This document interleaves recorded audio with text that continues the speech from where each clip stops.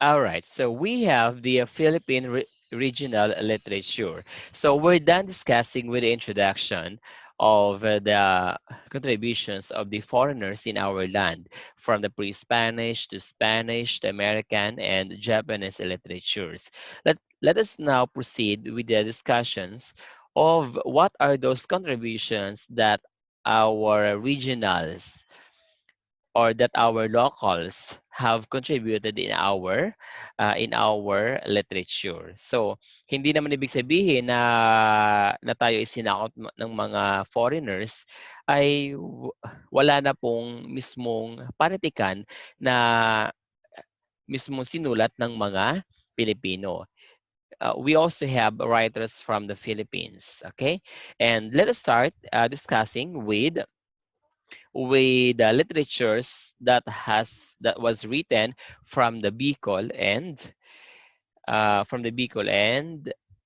Pampanga, Ilocos, and Cebu literatures. Okay, so it says here that the literary traditions, written or oral, of the various ethno-linguistic groups in the country, communities that, despite much internal migration, can still be said to have distinct geographical settings or identities. It was written by Rezil B. Mojares. So what does it mean? It only means that the literatures of the Philippines focuses mainly on our traditional, on our customs. Kumbaga, doon siya nakapokus mismo sa kung ano yung kinaugalian nating mga Pilipino. Kung ano yung mga ugali o yung mga tradisyon na ating nakasanayan, doon umiikot ang panitikan nating mga Pilipino.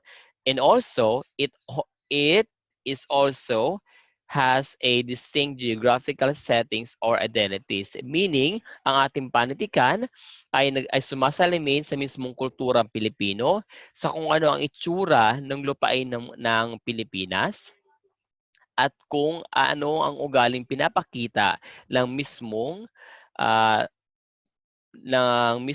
purong Pilipino. So yung ating mga kinaugalian, yung ating customs, yung ating behaviors, at yung mismong pagsasalarawan ng lupain ng Pilipinas, iyon ang sakop ng politikang Pilipino. Okay, let's start with objectives. The learner identifies representative texts and authors from each region. So we will be learning those writers who have contributed in our literature from different regions. Next, the learner values the contributions of local writers to the development of regional literary traditions. And the learner should be able to fully understand the Philippine cultural landscape.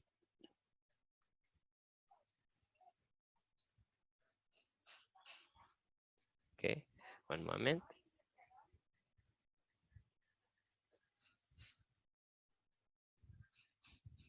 Okay, let's start with the Bicol literatures. So we are all aware that Bicol is situated in Region 5, mountain areas of the Region 5. So it consists of Camarines Norte, Camarines Sur, Albay, Sorsogon, Catanduanes, and Masbate. So these are the main lands of the Bicol region.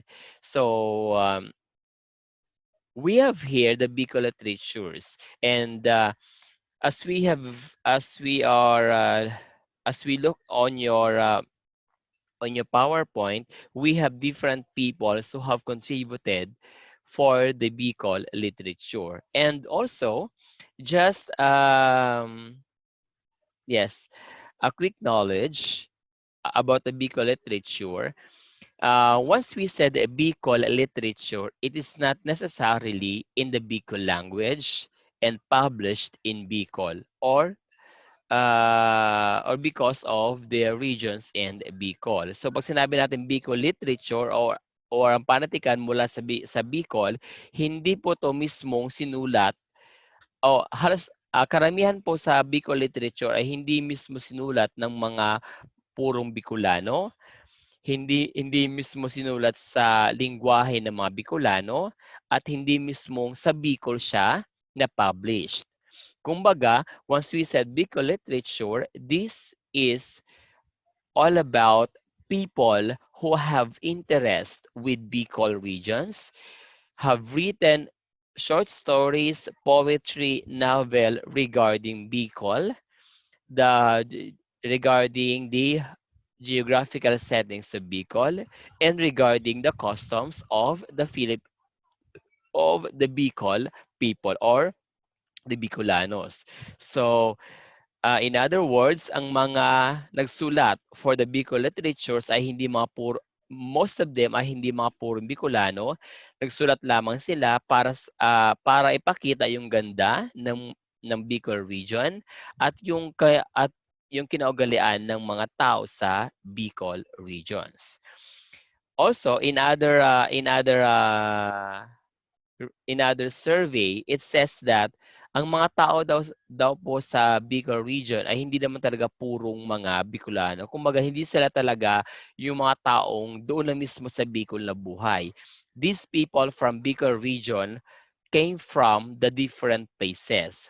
So, itong mga taong to na nagmula sa iba't ibang lugar, maaring from different regions of the Philippines or from different countries, they found the mountainous area of Bicol as a means of living.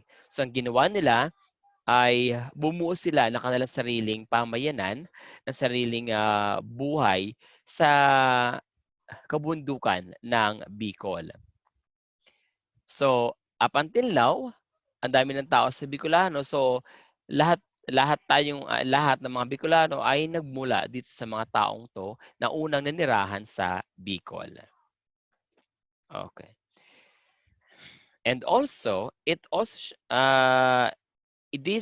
PowerPoint shows those people who have contributed for the Bicol literature. We have Maria Lilia F.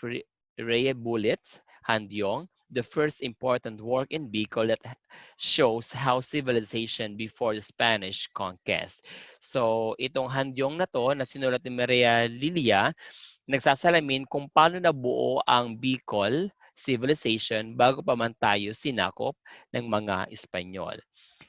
The only one that thrives in the region is the dramas due to its richness in depicting their history, important people, and social condition. So, mas nakilala ang Bicol literature in terms of drama. So, very minimal yung mga short stories, mga poem na ating makikita or matatagpuan sa Bicol literature.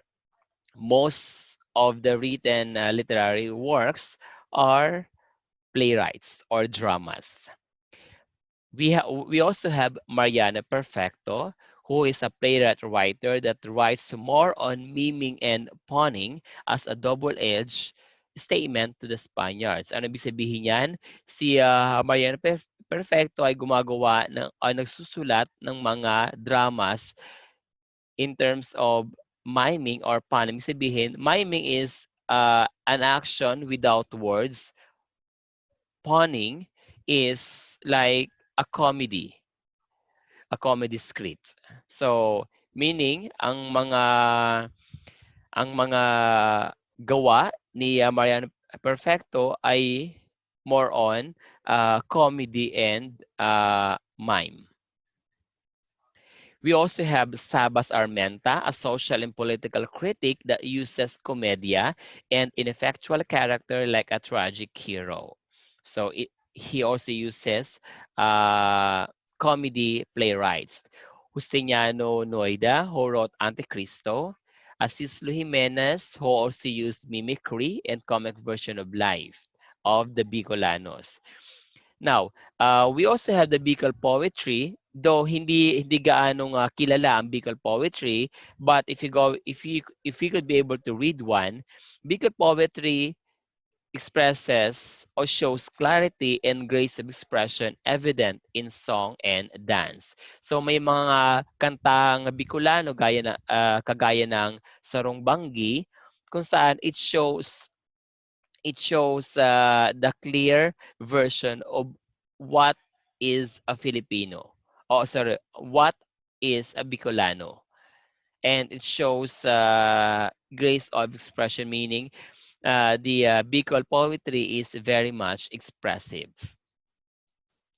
We also have Manuel Fuentebella, who is a lyricism and sensitivity writers. Angela de Castro, a perceptivity and fatalism writers, meaning it once we said sensitivity, perceptivity, and fatalism writing, it expresses a strong emotion into writing. Unlike ng ibang writers, they are using other figurative language o yung mga matayutay na pananalita para ma-express nila yung kanilang sarili. But for the big of but for sensitivity, perceptivity, and fatalism writings, if you are writing into this perceptions, meaning you are writing with strong emotions, or it is a strong uh, impact of writing. We also have Valerius Ziniuga, who projects human feelings clearly. Mariano Goyena del Prado, and Bicolanon or Bicolandia is famous, are the famous publishing houses. But if you would notice, it only operated from 1940 to 1941. So meaning the Bicol publishing houses only operated not less than a year. Okay. To sum up, it says here that Bicol literature ventures on these ideas of why some of their works didn't flourish. First up, Bicol literature has no literary outlet. What does it mean? It means that there's no original masterpiece that that is being originated from the Bicol blood, from the Bicol writers itself. As I mentioned a while ago, writers for Bicol literatures comes from the different regions of the world and from the different countries. Also, it shows the general attitude of the people. So meaning, yung strong personality ng mga Bicolano, yun mismo ang nagiging dahilan why is it that ah, walang wala mismong panitikan na nailimbag sa mismong lupain o sa mismong Bicol region. Kasi po, dahil ang Bicol people ay nanggaling sa iba't ibang lugar, maaari ang iba nanggaling sa Kamaynilaan, sa North Luzon, sa Mindanao, sa Visayas, or sa iba't ibang bahagi ng mundo. So basically, halo-halo po yung pag-uugali ng mga tao sa Bicol. So, hindi natin pwedeng sabihin na kapag Bicolano ka, yes, matapang ang mga Bicolano. We have this word Uragon, di ba? The term Uragon for the Bicolanos, it doesn't mean that we are strong people. Though I'm also a Bicolano. The word Uragon itself, it doesn't mean that we are strong or yung masyadong matatapang na mga tao. The word Uragon, it only shows that Bicolanos has a strong personality, but of different ones. So maaaring yung mga taga ng Camarines Sur, iba ang pag-uugali sa mga taga Albay. Sa mga taga Cam Norte, Sorsogon, Catanduanes, or Masbate. Halimbawa naman sa loob ng Camarines Sur, hindi ibig sabihin nung kapag taga Camsur ka, isang pag-uugali ninyo, isa yung personality ninyo. You also have different personality. Yung mga taga Northern Camarines Sur has different attitudes from the middle and from the southern Camarines Sur. Halimbawa kami, I'm from the southern Camarines Sur because I'm from Caramoan. So yung ugali namin is ibang-iba sa ugali ng mga tao na nagmula sa Naga. Tapos yung mga taga-Naga naman, iba ng ugali mula sa mga taong nanggaling sa middle, like Sorsogo, like Tigaon, Goa Camarnesur. So meaning, magkakaiba ang pag-uugali ng mga Bicolano, but they are expressing it boldly. At iyon ang dahilan kung bakit walang gaanong nagfa-flourish na literatures from the Bicol. Next up, the oral transmission of the Bicol literatures. It means that the people stopped transmitting the information from one generation to another. Kasi nga, nagbabago. So, kahit pa sabihin natin na, halimbawa, ito yung kwento ni Daragang Magayon, maaaring magbago yung kwento na to sa susunod na henerasyon. Unlike halimbawa sa mga Ilocano, yung kwento ni Biyag ni Lamang, yung kwento ay kung paano siya naikwento ng mga ninuno from Ilocos region, ganoon pa rin yung information meron tayo sa makabagong panahon. Unlike for the Bicol regions, maaaring may mga kwentong nagstay kung paano siya nagkwento nung panahon ng ating mga ancestors, pero halos karamihan sa mga kwento o mga panitikan ay nagbabago habang tumatagal ang panahon. So that is the Bicol literature. Next up is the Pampango literature. So as we all know that oh, Pampango has writers who are struggling since the literature is much influenced by the Spanish and American culture. So these writers from Pampanga are the writers who are from Pampanga itself. Unlike sa Bicol, na yung mga writers ay hindi mismo nanggaling sa Bicol. But for Pampango literatures, these are the real Pampango, real blood Pampango writers. Pero ang kanilang mga sinusulat naman ay may malaking impluwensya na nanggagaling sa mga Amerikano at sa mga Espanyol. So there's a strong influence of the Spanish and American culture. And Pampanga was the very first province declared by the Spaniards in the Philippines. Most Kapampangan speak Tagalog and Spanish. So, matatas ang mga Kapampangan sa Tagalog at sa Spanish. Pero I think this is being mixed. Kaya iba yung intonations and also the phonetics of the Pampango language.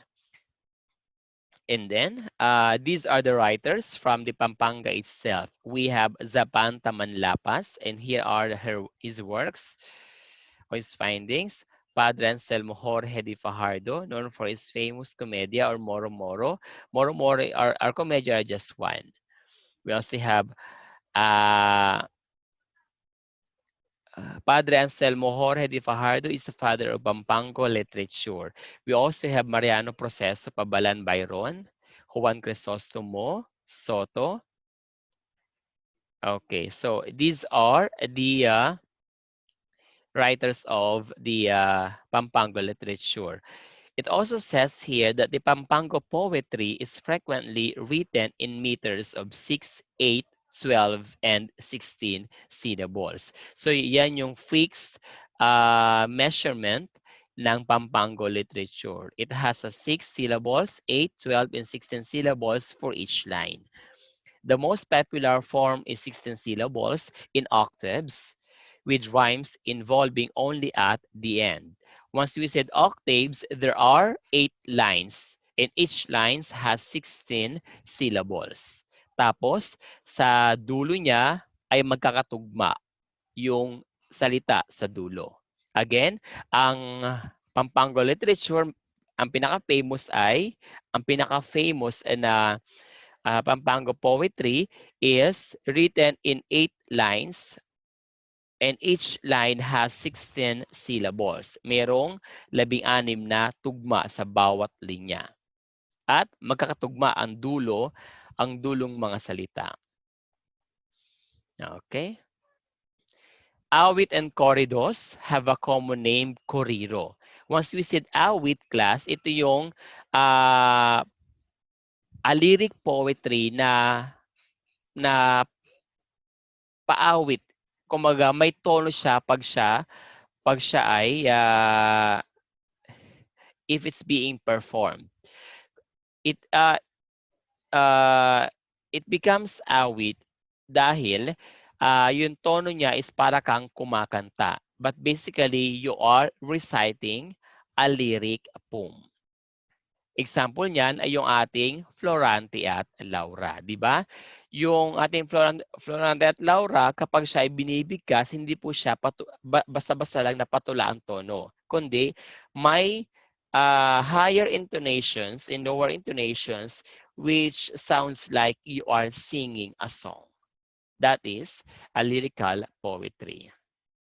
At ito yung mga sample works nun. Okay, and these are also the famous novels from the Pampango Literature. We get the Lydia and the Ingbo-Wakting Esther. Okay, Pampango Literature ventures on these ideas of why some of their works did not flourish as well, like in our Bicol Literature. Unang-una, most people are bilingual. Ang ibig sabihin, naghahalo yung learned languages ng mga Pampango. As I mentioned a while ago, the common language being spoken in Pampanga is Tagalog and also in Spanish, and also because of the American influence, Pampangos are also good in speaking the English language. Next up, geography. Medyo mabagal yung pag-flourish ng literature sa Pampanga dahil because of its geography, kasi mahirap magsalin-salin or maglipat ng isang palitikan mula sa isang lugar patungo sa isang lugar dahil sa physical geography ng lugar mismo. And actually, based on our history or on our geographical discussion, there are three geographical settings in Pampanga. Una is yung mabundok na part ng Pampanga or the mountainous area of Pampanga.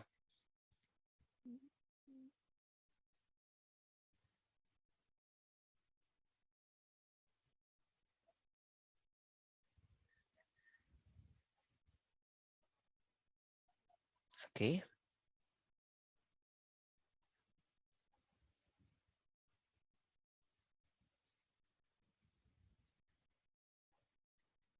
Okay, and the second the settings of the Pampanga is the plain,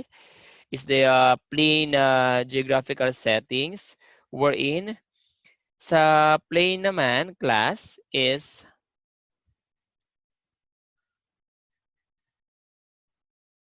andyan natin na matatagpuan ang isa sa pinakamalaking river sa buong Pilipinas, ang Rio Grande de la Pampanga.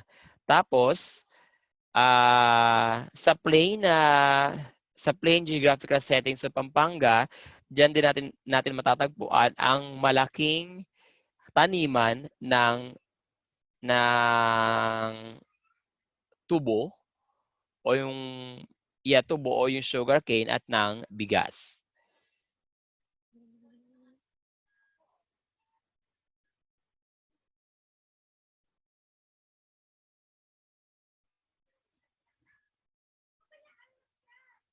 Okay? Next up is the little interest in their own language. Dahil nga halo-halo na yung lingwaheng pumapasok na sinasalita sa Pampanga. So basically, there are languages. There are three languages that are covering the land, which is the Tagalog, Spanish, and the Filipino. Okay, so Pampango and the Bicol literature are almost the same, kung saan ang laki ng epekto ng mga dayuhan sa pag-usbong ng kanilang panitikan.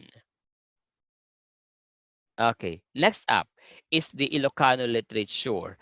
Okay, actually the Ilocos is also part of the lands of the Pampanga in plain areas.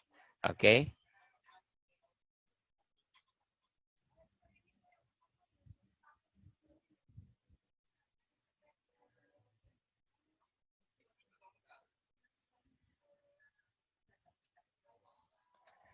Next up.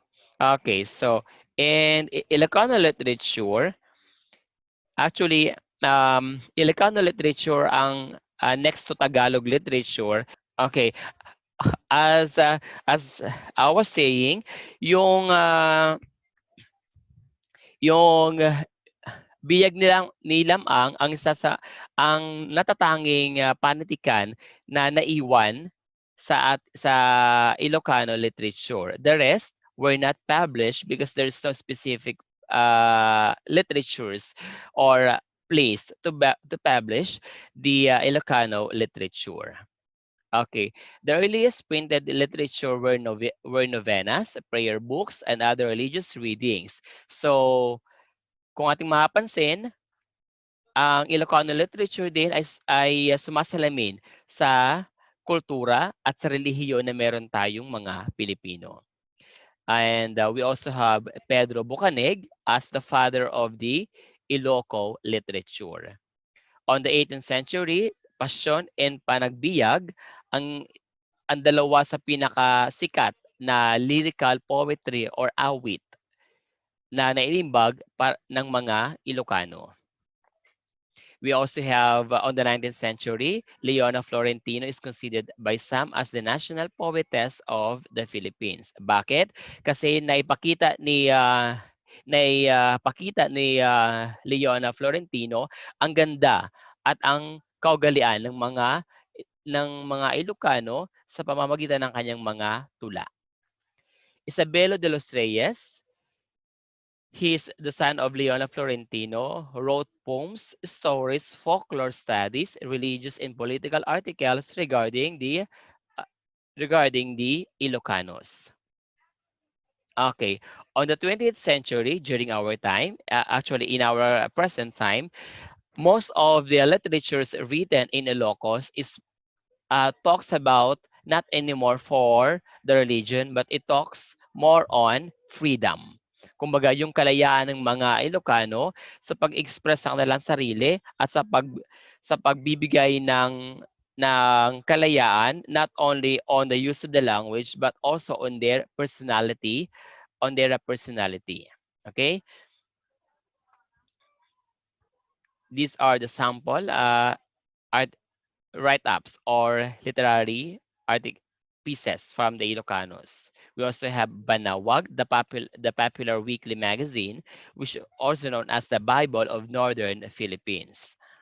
Sa Banawag na yan, diyan nakasulat lahat ng nilalaman ng Ilocano literature about the religion, about the customs, about the traditions, at naging basis din ang banawag ng mga Ilocano writers.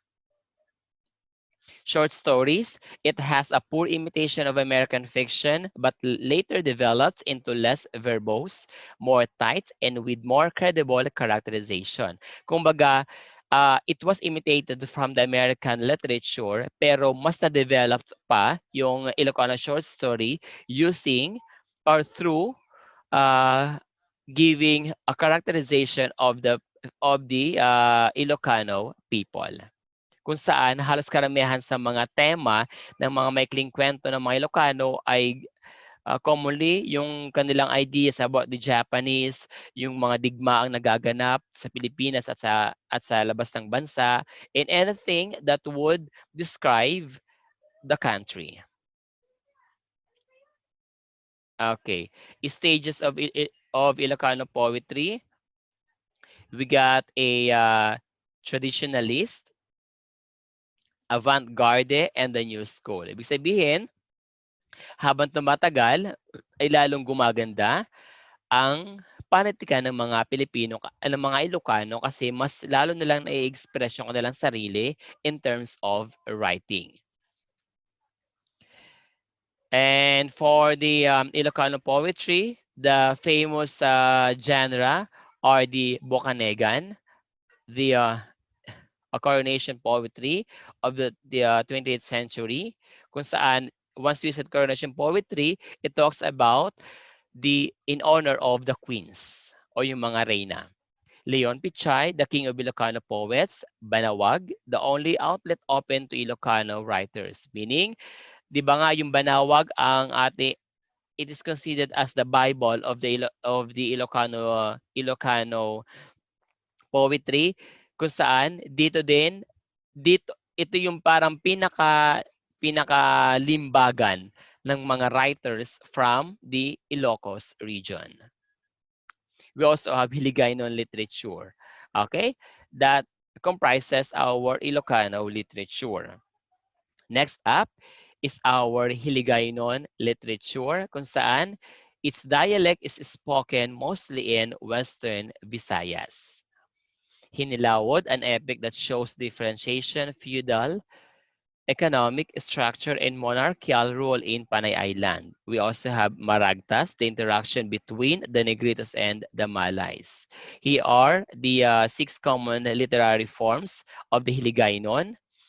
We have the Ambahan, Ballad, Siday, Awit, Haya, and Bicol. So basically, once you said Hiligaynon literatures, it is, or ito yung panitikan na nagmula sa ninuno ng ating mga kababayan mula sa Visayan region. Okay? Hiligaynon poetry, it reflects the Filipino moralistic behavior.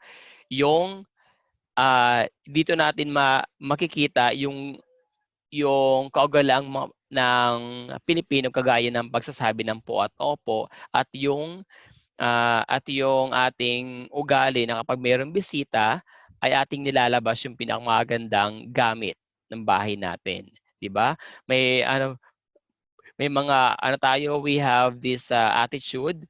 Halimbawa, si nanay meron siyang ugali na yung mga magagandang plato at baso, kutsara o kurtina nakatago yan. Pero pag mayroong bisita, lahat yan nakalabas. Because it's part of our culture. Hindi sa pagmamayabang, kundi iyon ay pagbibigay ng magandang tawag doon, offering, kumbaga magandang assistance or like our hospitality sa mga bisita. Sugbuanon is now famous as Cebu. Also, from Sugbuanon is a dialect that is used in Central Visayas, Eastern Mindanao, and the greater part of Northern and Central Mindanao. Their literature is characterized as abundant and varied. So, malawak, malaki ang ating panitikan nagmula sa Cebu. Kaya nga 'di ba sa Pilipinas and also most of our Philippine writers, ang karamihan sa pinakamagagaling magsulat na in terms of literatures ay yung mga taga Cebu. Kasi malawak yung kanilang knowledge, malawak yung kanilang pundasyon ng pagsusulat sa ating panitikan. Oral forms are just the same as the others one. We have the folk tales, the sayings, the songs, riddles, orations, and theatricals. Written forms, and our senator, Vicente Soto, he is the father of the Visayan writing. And here are his writings. The Angsuga, Maming. We also have the dramatists from the Cebu. We have Satorio Villarino. Okay, just read this. Read the other slides because these are the contributions of the Cebu people or the Cebuanon in our Philippine literature. We have the folk theatricals. So once we said folk theatricals, these are the plays or the theater plays which represents or which presenting the oldest customs. We have the Balitaw, Drama Balitaw, the Duplo. We also have Balagtasan sa Balitaw o Kolilisi, Bagamundo, Pamalayi. Okay. So these are the famous theaters in Cebu. So to sum up, from Bicol to Pampanga to Ilocos, Hiligaynon, and Cebu literatures, actually, their literatures are or has an influence of our colonizers. Kumbaga, nabuo yung panitikan sa from these five places because it has a great influence from the Spanish religions and from the American custom. And because of this, doon natin makikita yung ganda ng panitikang Pilipino. So, maaari meron tayong mga panitikan na sinulat ng ating mga ancestors, pero habang tumatagal yung ating panitikan sa Pilipinas, especially yung ating regional literatures from Bicol, Pampanga, Ilocos, Visaya, and Cebu literatures, lahat ng ating panitikan na nagmula sa lugar na to ay sumasalamin sa ugali at kulturang Pilipino na ating nakuha mula sa mga ninuno at sa mga Espanyol at mga Amerikano.